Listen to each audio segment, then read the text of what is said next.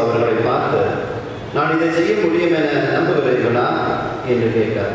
அதற்கு அவர்கள் ஆமையா என்றார்கள்.